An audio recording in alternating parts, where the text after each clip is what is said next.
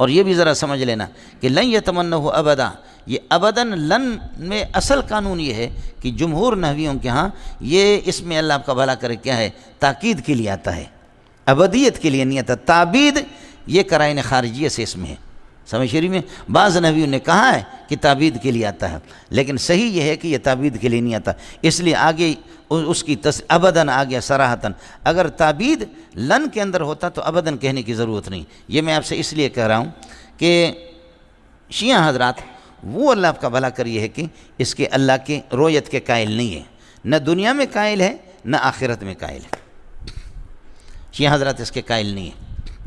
جیسے کہ معتزلہ رویت باری تعالیٰ کے قائل نہیں ہے، دنیا میں بھی قائل نہیں ہے، آخرت میں۔ شیعوں کا مذہب بھی یہی ہے، سمجھ شریف میں لیکن چنانچہ یہ جو سرکاری ہماری بحث چلتی ہے اس میں شیعہ نے بڑا اچھا اعتراض کیا، سمجھ شریف میں کہ نہیں، اور فاضل آدمی ہے اور بہت یعنی قابل، ایران سے فنون کے پڑھے ہوئے ہوتے ہیں، تو ہم تو 5 مذہب ہیں، یہ 2 سال سے ہمارا سلسلہ چل رہا ہے، تو شیعہ نے بڑا اچھا اعتراض کیا، اور اعتراض یہ کیا کہ انہوں نے کہا کہ حضرت موسیٰ علیہ السلام کو اللہ نے فرمایا لن ترانی، کہ آپ مجھے کبھی بھی نہیں دیکھیں گے، سمجھ شریف میں آپ مجھے نہیں دیکھیں گے، اور ہمارے ہاں اس کا معنی یہ ہے کہ لن ترانی ابداً ابداً، اور لن کا اصل وضع ہے تعبید اور ابدیت کے لیے، تعبید کے لیے لن ترانی ابداً ابداً سواء کان فی الدنیا اور فی الآخرہ، نہ دنیا میں نہ آخرت میں۔ اب لن تعبید کے لیے آئے گا، اور نحویوں کا مذہب یہی ہے، سمجھے؟ تو اس پر ہمارے ایک ساتھی نے کہا کہ جی لن ترانی موسیٰ کو کہا کہ آپ مجھے نہیں دیکھ سکتے نا، یہ تو اللہ نے نہیں کہا کہ لن ارا، میں دیکھا نہیں جاتا۔ اس نے کہا موسیٰ علیہ السلام جیسے عظیم ہستی نہ دیکھے تو تیری شکل دیکھے گا کیا؟ شیعہ نے کہا کہ جب موسیٰ علیہ السلام کو اس سے ابداً ابداً، انبیاء سے ابداً ابداً نفی ہو تو پھر امت میں اور آپ ہم دیکھیں گے۔ افضل سے جب رویت باری تعالیٰ کی نفی ہے تو مفضول سے خود بخود نفی ہو جائے گی، بڑی پیاری بات کی ایسا میں۔ تو ساتھی میں دیکھ رہے تھے، وہ جماعت اسلامی والے دوسرے حضرات مجھے دیکھ رہے تھے، میں نے کہا تھوڑا سا چھوڑو ان کو، دیکھتا ہوں کہ کیا ہوتا ہے۔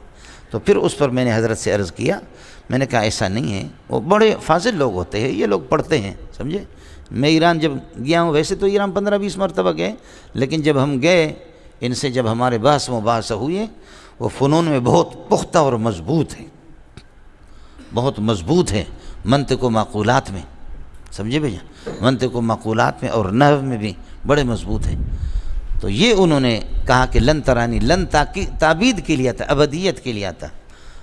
تو اس پر میں نے عرض کیا کہ میں نے کہا حضرت آپ کے استاد کی کتابیں میرے پاس، شیخ محمد علی افغانی ہے المدرس الافضل، اس کی 7-8 جلدوں میں شرح ہے مطول کی، بڑی پیاری شرح ہے، واہ واہ، میں نے 8-10 سال مطول پڑھا ہے، اس کے 10-12 شروحات میرے پاس تھے، لیکن میرا ایمان تھا کہ یہ شرح والے خود نہیں سمجھے اس کو، میرا ایمان تھا کہ یہ بھی نہیں سمجھ رہے میرے طرح یہ بھی ہے، لیکن جب اس کی شرح مل گئی میرا دل خوش ہو گیا، سمجھے؟ فنون میں یہ لوگ ماہر ہوتے ہیں۔ اور اس کی کتاب محمد علی افغانی کی جامع المقدمات بھی ہے، صرف نحو میں 2 جلدوں میں، اور نحو میں ان کے المقررات بھی، بڑی پیاری کتابیں ہیں، سمجھے؟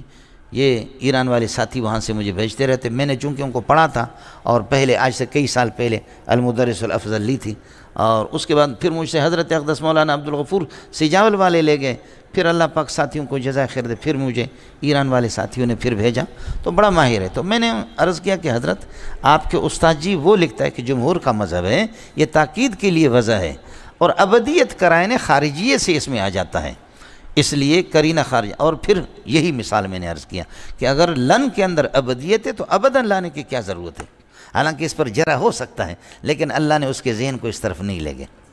جرا اس میں یہ ہو سکتا تھا کہ اس میں تعبید ہے لیکن ابدیت تجرید ہے، یہ مستقل بلاغت کی ایک اصطلاح ہے، سمجھے؟ لیکن اللہ نے کر دیا کہ ہم غریبوں کی دستگیری فرما دی کہ اس طرف اس کا ذہن نہیں گیا، سمجھے؟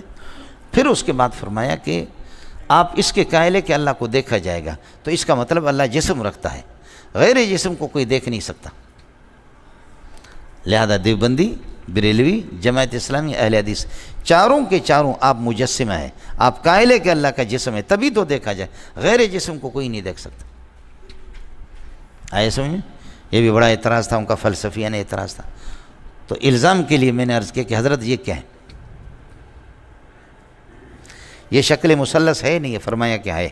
میں نے کہا اضلاع ثلاثہ کو چھوڑ کر کے، اضلاع ثلاثہ، یہ 3 انگلیاں، یہ اضلاع ثلاثہ ہے، اضلاع ثلاثہ کو چھوڑ کر کے الشکل المثلث شکل یحیط به ثلاثۃ اضلاع، اس کو چھوڑ کر کے درمیان والا حصہ آپ کو نظر آتا نہیں آتا؟ انہوں نے کہا نظر آتا ہے۔ میں نے کہا کہ آتا ہے نظر؟ کہا۔ میں نے کہا یہ کون سا جسم ہے؟ اس میں ہیولہ کیا ہے؟ صورت جسمی اس میں کیا ہے؟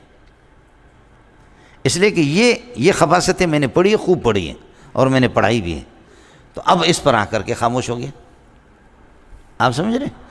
یہ چیزیں ضروری ہیں، سمجھے میں لوگوں، یہ چیزیں ضروری ہیں کہ ایسا اس نے خاموش کیا ساتھیوں کو۔ مضبوط لوگ ہوتے ہیں، یہ پڑھتے رہتے ہیں یہ فنون وغیرہ۔